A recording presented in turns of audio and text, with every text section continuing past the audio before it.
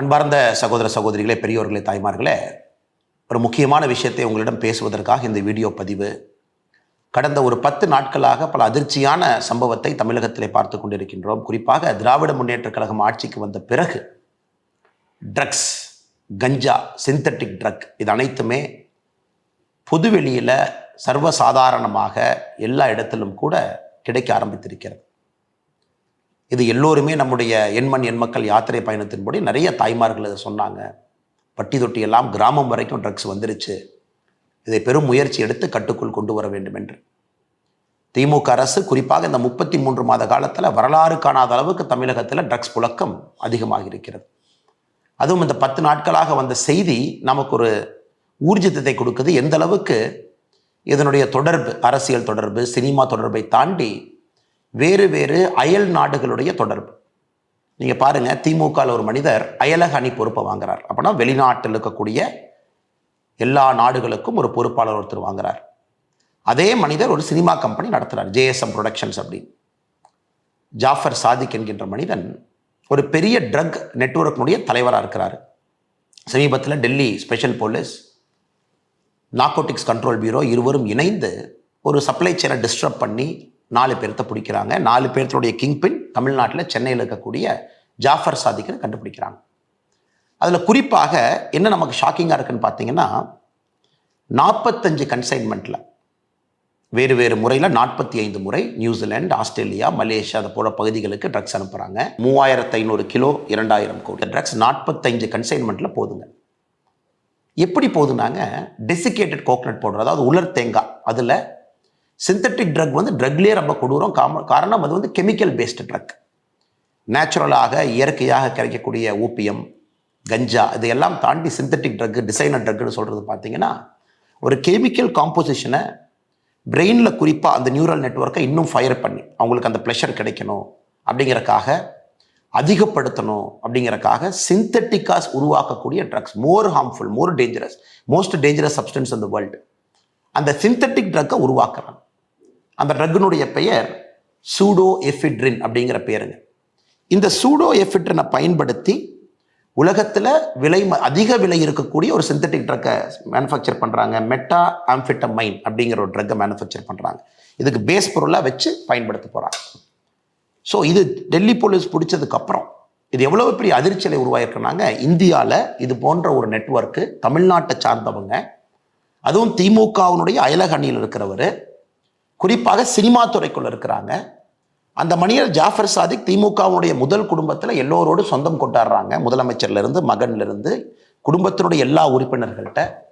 முதலமைச்சருடைய குடும்பத்தில் இருக்கக்கூடிய பெண்கள் இந்த JSM ப்ரொடக்ஷன்ஸ் இவருடைய நிறுவனத்தினுடைய பாடல் வெளியீட்டு விழாக்கு போகிறாங்க. இது வந்த உடனே உதயநிதி ஸ்டாலின் அவர் போட்டிருக்கிற ட்வீட்டெல்லாம் டெலீட் பண்ணுறாங்க. ஸோ எந்த அளவுக்கு பேனிக்காக திமுக இருக்குன்னு பாருங்கள் சார். அவருடைய சொந்த தம்பி விடுதலைகள் சிறுத்தைகள் கட்சியில் ஒரு பெரிய பொறுப்பில் இருக்காங்க. ஸோ கட்சி பொறுப்பை பயன்படுத்தி, அயலகணி என்கின்ற பொறுப்பை பயன்படுத்தி அதன் மூலமாக வெளிநாட்டுக்கு 45 கன்சைன்மெண்ட், 3500 கிலோ, 2000 கோடி அனுப்பியிருக்கிறாங்க. இதை நாம் புரிஞ்சுக்கணுங்க. First network. இரண்டாவது பாருங்கள், நேற்று குஜராத்திலிருந்து 60 கிலோமீட்டர் தூரத்தில், போர்பந்தர் கோஸ்ட்லேருந்து 60 கிலோமீட்டரில் ஈரான் சப்பர் போர்ட்லேருந்து வரக்கூடிய ஒரு ஃபாரின் வெசலை பிடிக்கிறாங்க. அதில் 4 பேர்த்து பிடிக்கிறாங்க. 4 பேரும் பாகிஸ்தானுக்கு லிங்க்.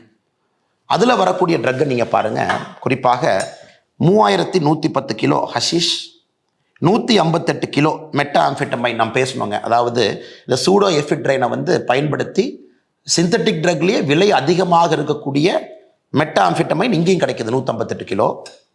Heroin 24 kilo. இதனுடைய மதிப்பு மொத்தமாக பார்த்தீங்கன்னா, இது மொத்தமாக 3300 கிலோ. இதனுடைய மதிப்பு பாருங்கள், இது பல ஆயிரம் கோடி, 1200 கோடி ரூபாய்க்கு கிட்டத்தட்ட இதுக்கான மதிப்பு. இதை பிடிக்கிறாங்க. எங்கே கொண்டு போகிறீங்கன்னா, அந்த பிடிப்பட்டவர் சொல்கிறாங்க இல்லைங்க, தமிழ்நாட்டிலிருந்து ஒரு படகு இந்த கன்சைன்மெண்ட்டை வாங்கிட்டு போனோம் ஹைசியில், அதற்காக கொண்டு வந்திருக்கின்றோம், அந்த படகுக்காக வெயிட் பண்ணும்போது நீங்கள் எங்களை பிடிச்சிட்டீங்க. ஸோ நீங்கள் பாருங்கள் எந்த அளவுக்கு இன்றைக்கி இந்தியாவுடைய ட்ரக் சப்ளை செயினில் நம்முடைய தமிழகம் இன்றைக்கி மையப்புள்ளியாக இருக்குது. அதுவும் தமிழகத்தில் இருக்கக்கூடிய சில நபர்கள் எவ்வளோ பெரிய கெட்ட பேரை நம்முடைய மாநிலத்துக்கு வாங்கி கொடுக்குறாங்க. அதையெல்லாம் தாண்டி நம்முடைய குழந்தைகளை, நம்முடைய சகோதர சகோதரிகளை இது போன்ற ட்ரக்ஸுக்கு அடிமையாக்கி கொண்டிருக்கின்றார். இதை நாம் உணர்ந்து கொள்ள வேண்டும். இது ஆர்ப்பாட்டம், போராட்டம் இதெல்லாம் ஒரு பக்கம் இருந்தாலும் கூட பாரதிய ஜனதா கட்சி தீர்வை விரும்புகின்றோம். எனக்கு ஆர்ப்பாட்டம் பண்ணி இவங்க என்ன செய்ய போகிறாங்க சார்? எத்தனை ஆர்ப்பாட்டம் பண்ணுறது? பாரதிய ஜனதா கட்சி செய்யாத ஆர்ப்பாட்டங்கள் கிடையாது, செய்யாத போராட்டங்கள் கிடையாது. பட்டி தொட்டி எல்லாம் மக்கள்கிட்ட சொல்லியாச்சு. இன்னைக்கு இதை நாம கையில் எடுக்க வேண்டிய கட்டாயம் வந்து விட்டது என்று நாங்கள் நினைக்கின்றோம். அரசு செயலிழந்து நிற்கிறது. அரசில் இருக்கக்கூடிய நபர்களுக்கு இவர்கள் நண்பர்களாக இருக்கின்றார்கள். இந்த ஜாஃபர் சாதிக்குங்க ஒரு டிஜிபி கையில் போய் ஒரு அவார்டு வாங்கிட்டு வர்றார். எப்படி போலீஸ் பிடிப்பாங்க? டிஜிபி கையில் போய் பதக்கம் வாங்குற போட்டோ எந்த போலீஸ்காரர் எந்த இன்ஸ்பெக்டர் சப் இன்ஸ்பெக்டர் வீட்டுக்கு போய் சார் நீங்க வாங்க. இன்னைக்கு பாருங்க NCB narcotics control bureau Jaffer Sadiq தலைமறைவாக இருக்கக்கூடிய ஜாஃபர் சாதிக் உட்பட எல்லா பகுதியிலையும் ரைடு நடக்குது. அதில் நுங்கம்பாக்கத்தில் ஒரு இடத்துல ரைடு பண்ணுறாங்க. ஒரு கொரியர் கம்பெனி, இந்த கொரியர் கம்பெனி தான் ட்ரக் சப்ளைக்கு பயன்படுத்துகிறாங்க தமிழ்நாட்டில் இருந்து. அந்த கொரியர் கம்பெனி யாருக்குன்னா திமுகவில் சிற்றரசங்கர் ஒரு நபருக்கு சொந்தம், சஹாரா எக்ஸ்பிரஸ். இன்னைக்கு ஒரு தனியார் தொலைக்காட்சி நிறுவனம் அதை கவர் பண்ண போகிறாங்க. அந்த நிறுவனத்தினுடைய ஜேர்னலிஸ்ட் அடித்து ஒரு ஹாஸ்பிட்டல் அட்மிட் ஆயிருக்காரு. இப்போ நடந்திருக்குது. ஸோ இதெல்லாம் ஒட்டுமொத்தமாக பார்க்கும் பொழுது மிக தெளிவாக தெரிகிறது, அரசு இதை கட்டுப்படுத்தக்கூடிய நிலைமையில் அரசு இல்லை. இது அரசனுடைய கையை தாண்டி இது நிற்குது. ஒரு பெரிய பூதமாக ஆக்டோபஸாக வளர்ந்து நிற்குது.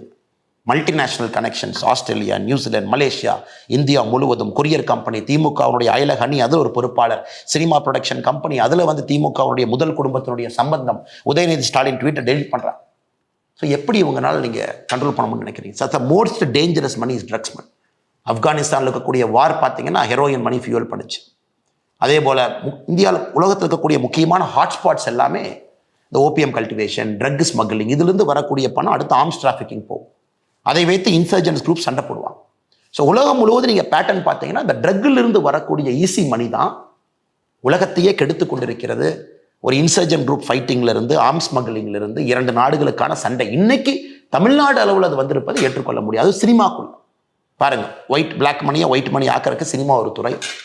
ட்ரக்ஸ்லேருந்து வரக்கூடிய பணத்தை சினிமாவில் போடுங்க, வெளியெடுங்க, முதல் குடும்பத்தோடு சம்பந்தம் வச்சுக்கங்க, எந்த பிரச்சனையும் இல்லாமல் படத்தை ரிலீஸ் பண்ணுங்க, யாரும் வந்து உங்களுக்கு தொந்தரவு கொடுக்க போகிறதில்ல. பெரிய பெரிய இயக்குநர்கள் ஃப்ரெண்ட்ஸாக வச்சுக்கங்க, ப்ரெஸ் மீட் அவங்களோட வச்சு பண்ணுங்க, அப்புறம் போலீஸை கூட வச்சுக்கங்க, போய் டிஜிபிட்ட அவார்டு வாங்குங்க, அப்புறம் முதலமைச்சர்கிட்ட ஃபோட்டோ எடுத்துக்கங்க. ஸோ எப்படி பிளான் பண்ணி நெட்வொர்க் இருக்கு பாருங்க.